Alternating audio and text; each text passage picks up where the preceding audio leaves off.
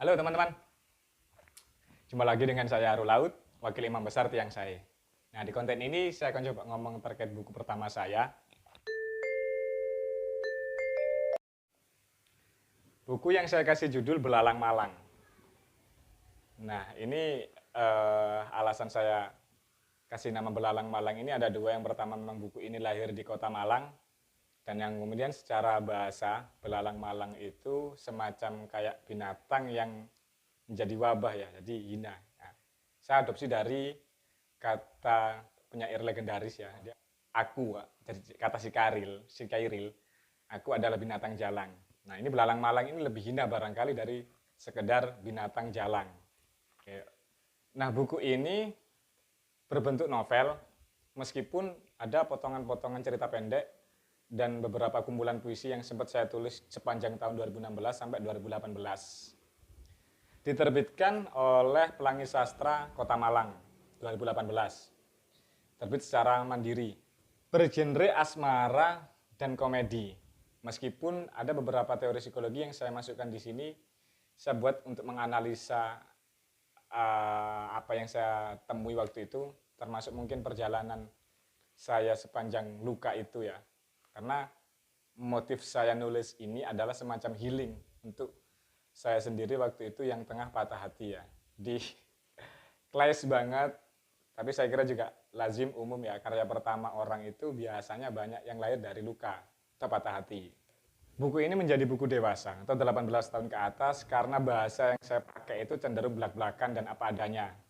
Karena bahasa saya pakai bahasa satir yang seandainya tidak disifati secara sastra itu akan menjadi salah paham. Semacam contoh begini, saya menulis dalam buku ini ada dialog atau statement begini. Lantas untuk apa tangan perempuan diciptakan kalau kamu masih saja onani? Nah, mungkin saya bisa jelaskan sedikit tentang argumen saya tentang onani ya, tentang kata onani. Nah, onani saya sifati sebagai kegiatan bersenang-senang. Kegiatan bersenang-senang. Jadi kalau kita bersenang-senang, kalau kita melakukan kesenangan, jangan lakukan sendiri, tapi ajak temanmu, tetanggamu, saudaramu, atau orang lain dah ya. Seandainya gini, kalau kamu ingin kaya, ya jangan kaya sendiri. Kalau kamu ingin pintar, jangan pintar sendiri. Apapun dah, sesuatu yang kamu senangi kalau bisa ajak-ajak gitu. Maksud saya begitu dalam tulisan ini.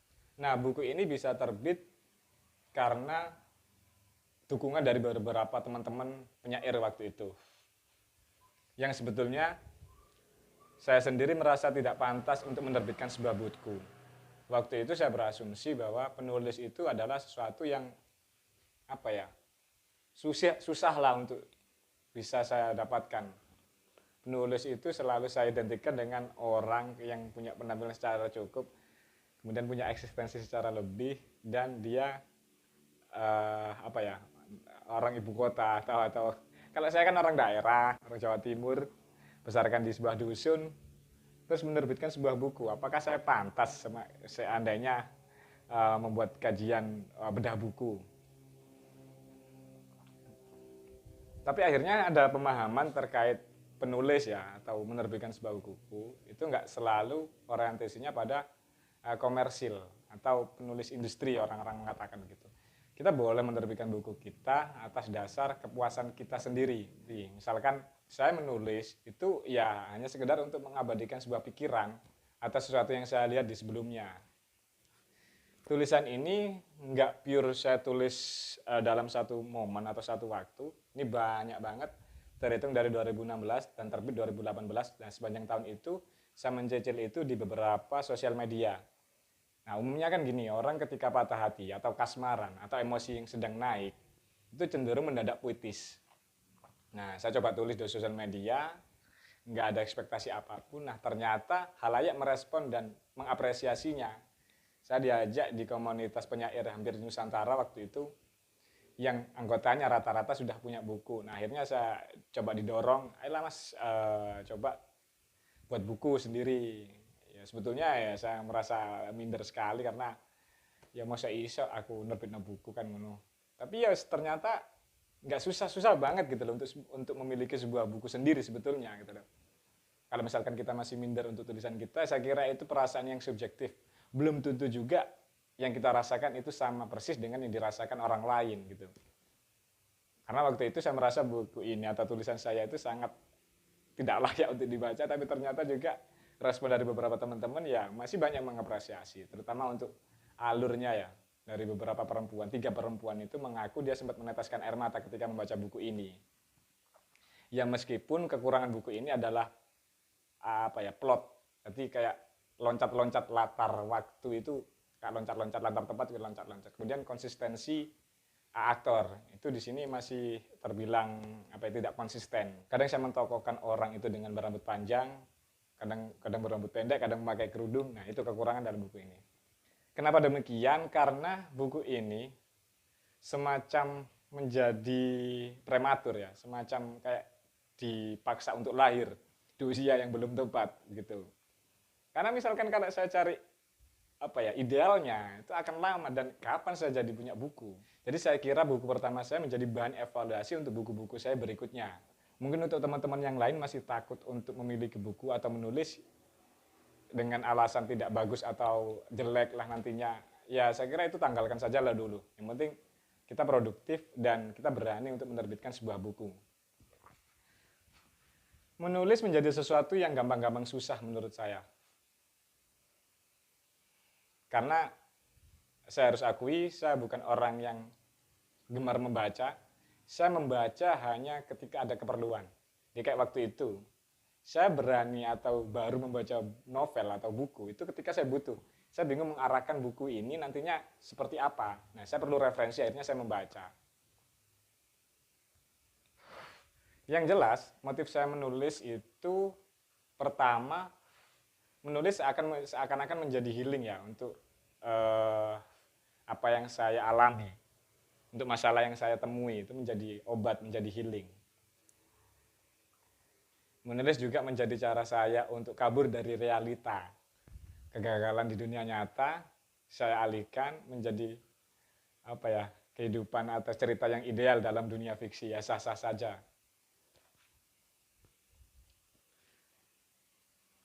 Menulis juga menjadi cara saya untuk mengenali saya lebih dalam. Jadi dari menulis ini saya benar-benar merenungi tentang apa yang terjadi, saya ukur kapasitas saya, sampai mana, apa yang saya tidak suka, apa yang saya sukai, dan segala macam dinamikanya di sini. Menulis juga menjadi cara saya untuk mengecoh kebodohan berbicara. Dan menulis ini menjadi media, semacam media untuk saya mengeksplorasi terkait pemikiran saya gitu.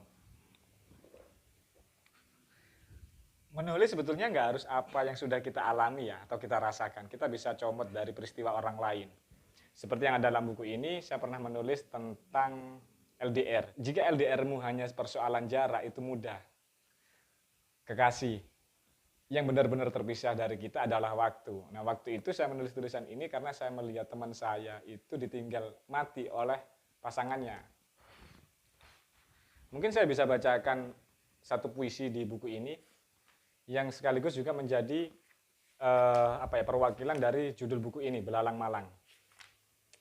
Saya menulisnya di tahun 2016, tepatnya di bulan Juli waktu itu. Ya dekatlah dengan tragedi yang saya alami waktu itu. Nah, puisinya seperti ini. Kutemui dirimu terluka tak berdaya, di hamparan ladang dan kubawa pulang. Kulihat sebuah lubang dalam hatimu. Siapa yang mengira kau akan seperti ini? Lihatlah tubuhmu begitu kecil. Bisa apa kau di dunia yang luas ini? Kubilang kau belalang malang. Sendiri berlalu lalang.